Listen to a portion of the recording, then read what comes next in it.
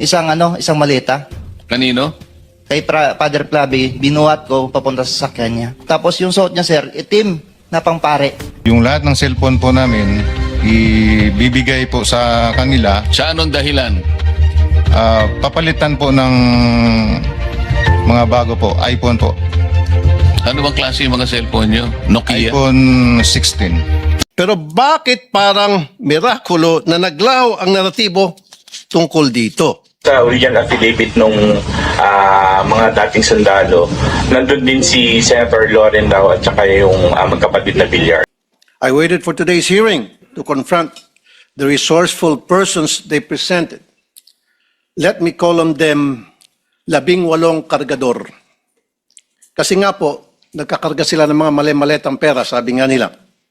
Yung po talagang trabaho nila, taga-bitbit, taga-karga ng maleta. Una, sino ba itong 18 kargador ng mga maleta? Saan ba sila galing? We cannot simply bring in people sa Blue Ribbon Committee na nag-aakusa na mabibigat na paratang nang hindi man lang nalalaman kung karapat-dapat ba sila paniwalaan. Kasi simulang-simula pa lamang po na tinawag silang 18 Marines, may paglilinlang na agad. Yung bansag na 18 Marines sa isang paraan upang pabanguhin sila sa publiko. Matik po kasi yan. Pag sinabing Marines, iba po ang respeto ng mga tao. Pero hindi naman po silang lahat ay dating Marines. At mahigit kalahati sa kanila ay discharged without honors or dishonorably discharged from service for various offenses. Ibig sabihin, palpak sila. Tulad ng pagiging AWOL o absent without leave. Why is this information very important? Because for people to believe their allegations, it must come from a credible and reliable source. And so, the people using them portray them as heroes. God damn. Sabi nga ng isa sa mga senador na dumalo nung araw na yon, bayani daw po sila. Pero nakakaya naman po sila sa iba nating mga bayani. Na itong 18 kargador na ilang taon nagtrabaho kay Saldico, may 7 years at 9 years at nagbitbit daw, sabi nila, ng sangkatutak ng maleta ng pera. At bigla na lang tinubuan ng konsensya at ngayon ay naninira ng buhay ng mga inosenteng tao, ay tatawagin nating bayani. Pasensya na.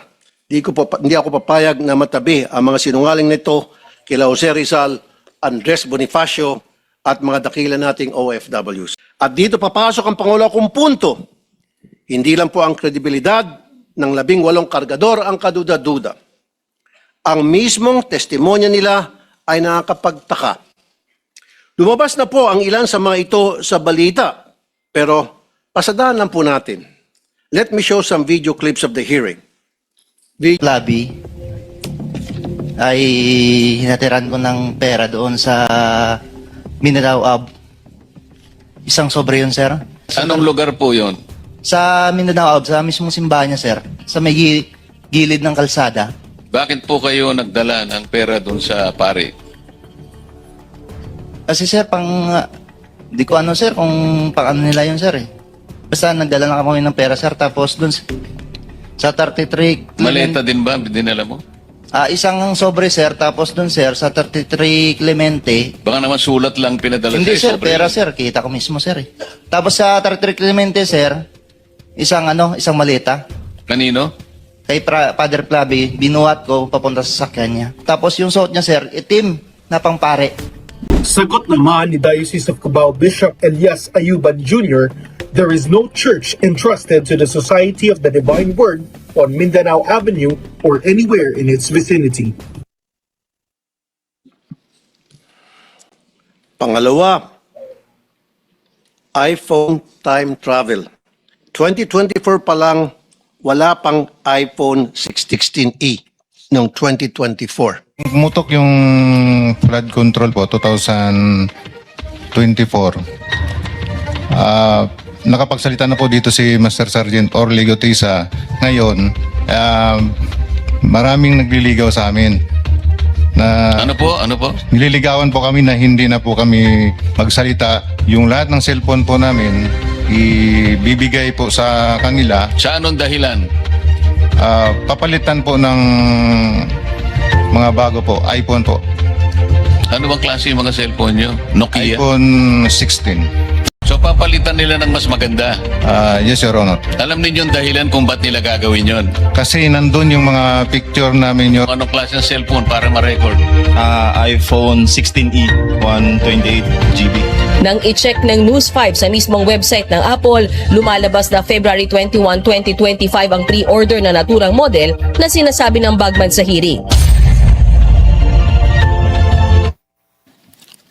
Pangatlo, pinili na impormasyon. Ano ang nangyari sa pagpapalabas ng katotohanan? Kung pinipili lang nila kung sino ang ilalabas. Malinaw ang detalye nila sa una nilang affidavit tungkol sa mga maletang dinala sa ilan naming kasamahan dito na may address pa. Pero bakit parang mirakulo na naglaho ang naratibo tungkol dito? Sa original affidavit nung mga dating sundalo, nandun din si Senator Loren Lau at saka yung magkapatid na Villars. Ngayon ko lang nakita yung affidavit. I have not read, etc.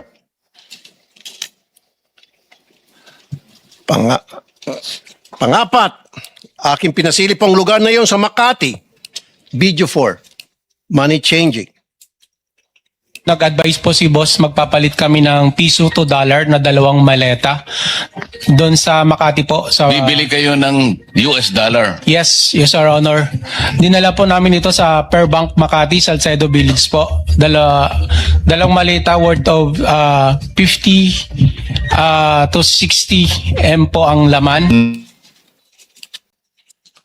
Aking pong pinasilip ang lugar na yun sa Makati at walang record ng money changer sa Pearl Bank Building. Dapat po makumpirma ito. At syempre, nandyan din po ang mga kaduda-dudang testimonya nila laban kay Senator Soto na pinabulaanan niya na dahil nga matagal ng patay ang sinasabi nilang si E.A. Mark or Executive Assistant Mark. At ang pagbawi nila ng aligasyon tungkol kay Representative Laila de Lima na noong mga panahon na yun ay hindi pa kongresista at nakakulong pa. At sabi ni Ombudsman Boying Remulla, ang isang litrato ay delivery na nangyari nung panahon ni Speaker Lord Velasco pa.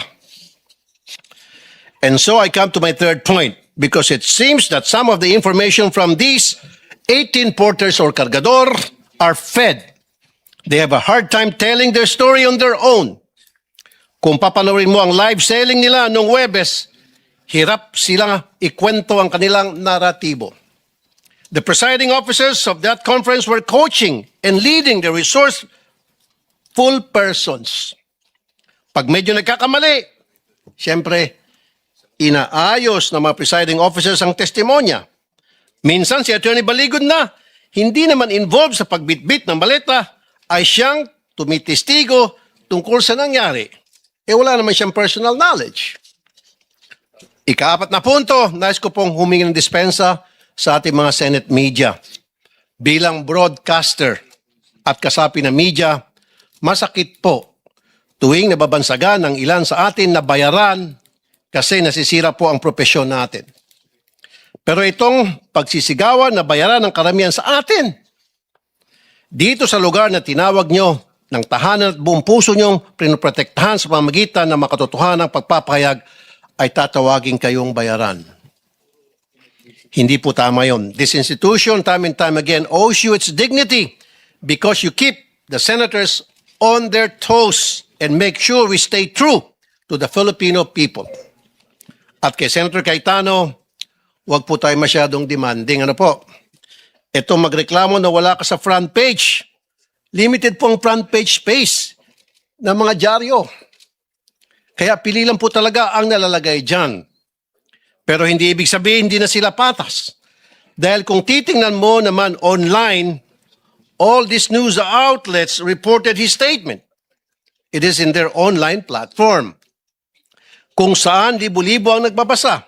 The front page is reserved for the biggest and latest news. Yun bang bagong kaganapan?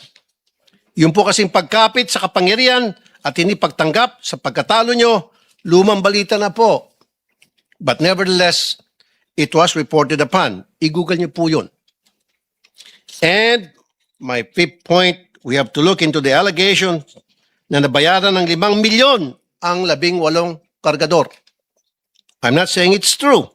Iharap po ng NBI itong witness nila na nagsabi noon. Pero ang masasabi ko lang, ginamit lang kayo ng mga malalaking tao para sa mga personal nilang interest sa politika. Kulang yung 5 milyon. Kunwari, inanalayan nila kayo. Pero pagharapin nyo na itong sangkatutak na kaso na isasampa sa inyo, nitong mga siniraan ninyo, tingnan nyo, unti-unti kayong iwan yan. Ngayon pa lang, narinig mo na sila na nagugas kamay sa mga paratang nyo. Dumidistansya sila sa inyo dahan-dahan. Kaya sa ating mga kababayan, mag-ingat po tayo sa paniwalaan or papaniwalaan. Remember, the devil can cite the scripture for his purpose. No more, no less. When Jesus went into the wilderness to pray, the devil tried to tempt him 3 times. But as he was failing to tempt Jesus, and as he was getting desperate, what did the devil do? He quoted the scriptures from the book of Psalms. Huwag po tayo magpapadala sa mga mabubulaklak na mga pananalita dahil lang siya ay nagbabasa ng Biblia. Huwag po tayo basta maniniwala dahil binansagang bayani o Marines ang 18 na kargador.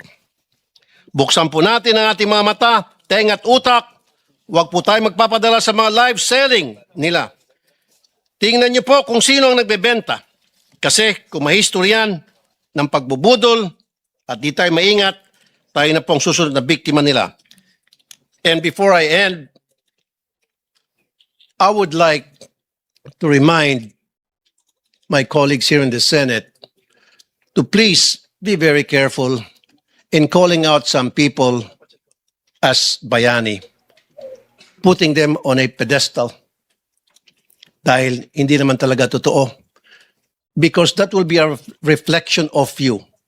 Tatawagin mo ang mga taong umami naman na nag-deliver ng mga kickback kung sino-sino Poncio Pilato. So therefore, matatawag siya ng sindikato. So kung tatawagin mong bayani ang isang sindikato, sindikato ka rin. As simple as that. Maraming salamat, Mr.